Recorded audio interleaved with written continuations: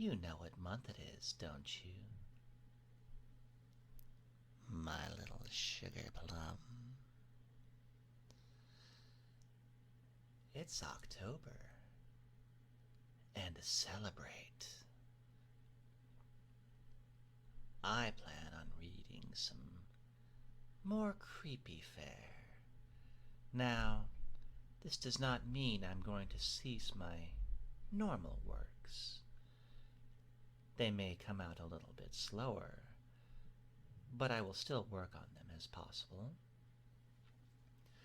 However, I intend to read a few SCP and creepypastas for us. I like to call this ASMR to keep you awake. And so, we shall dwell within the SCP Foundation and find one of the less scary, but still anomalous entities therein.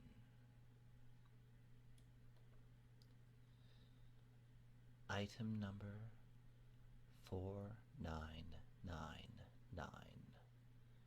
Level 3. Confidential. Containment class Keter. Disruption class Eki 4.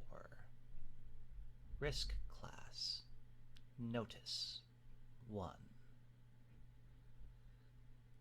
Special containment procedures.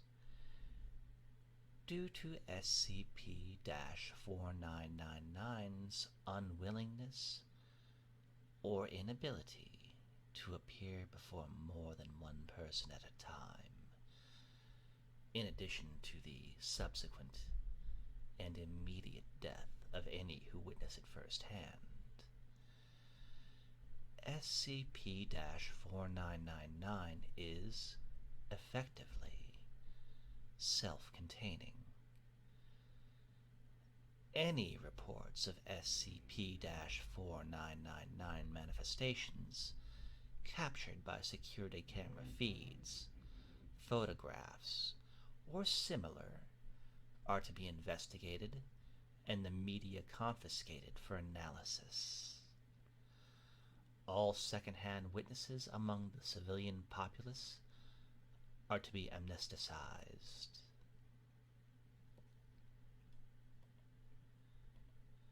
Description: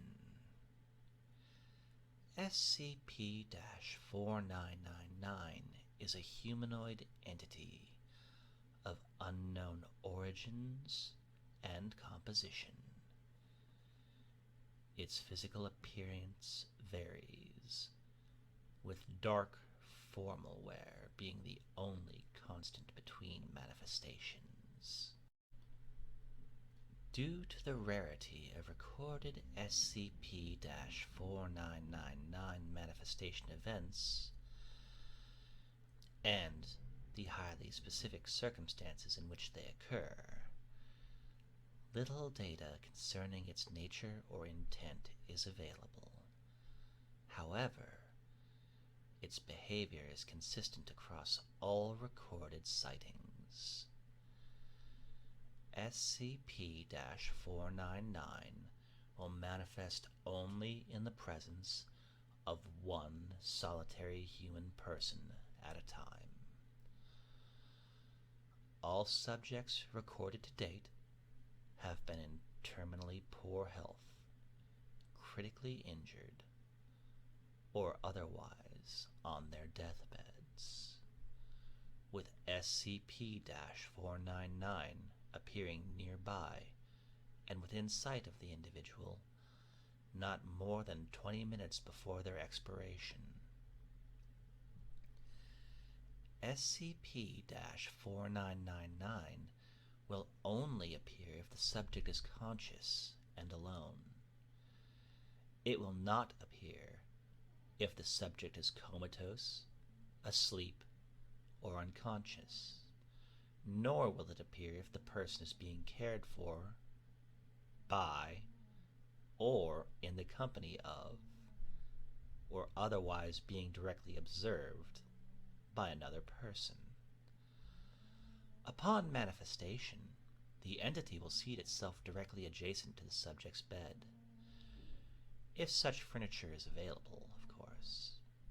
If not, it will remain standing or sit on the floor or ground in whatever configuration will allow it direct physical access to the subject without causing disturbance. Once situated, it will remove a pack of cigarettes from its left inside jacket pocket and offer one to the subject.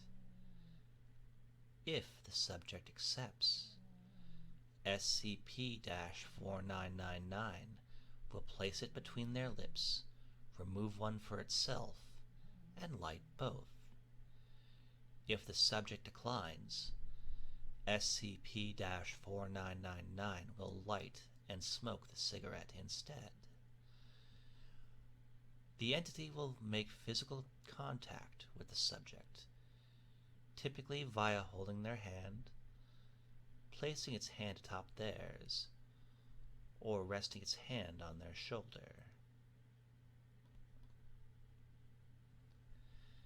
SCP-4999 will then remain with the subject, silent and unmoving, until they have passed away. SCP-4999 has not been seen to engage in any other activity or behavior and demanifests immediately upon the subject's death.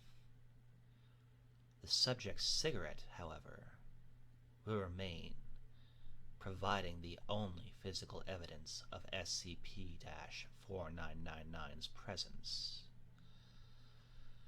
No subject thus far has been seen to recoil from or otherwise resist the entity, nor have any attempted to engage it in conversation, despite multiple instances of subjects acknowledging the entity's presence via eye contact, adjusting posture to reciprocate or facilitate the entity's touch, breaking into tears when noticing its presence, or verbally thanking the entity when offered a cigarette.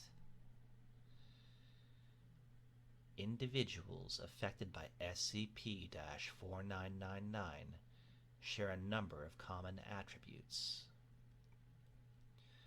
Research into identified subjects has indicated that SCP-4999 is more likely to appear if an individual lives alone, is non-religious, is impoverished or homeless, displays a history of mental illness, is a military veteran, has no criminal record or has never been convicted of a violent crime, has no currently surviving family, is unmarried or otherwise lacks a significant other, has little to no social standing in their community, does not exhibit any record of significant professional or personal accomplishments, has few to no mutually beneficial interpersonal relationships, or exhibits qualities in life history that render the individual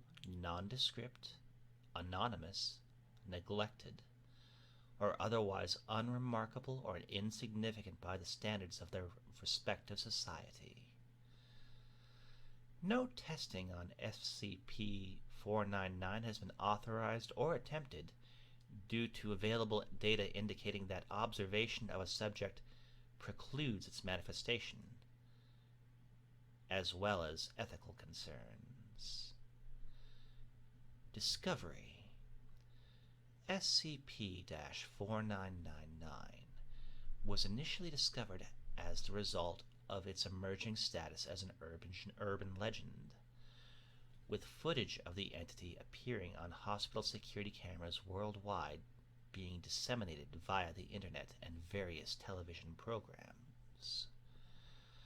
A minor disinformation program was put into effect to maintain this public image, and SCP-4999 was officially registered on November 27th, 1998.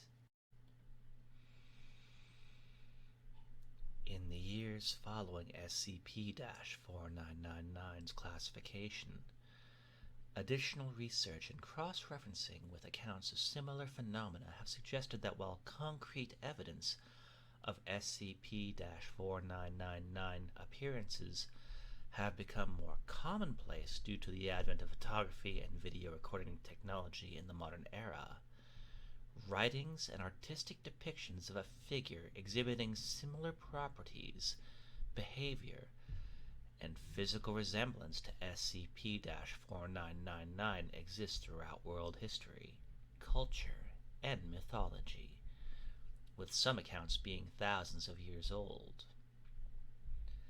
In some cases, predating human civilization. It is not currently understood how pre-modern cultures would have been capable of detecting SCP-4999's presence. Investigation is ongoing.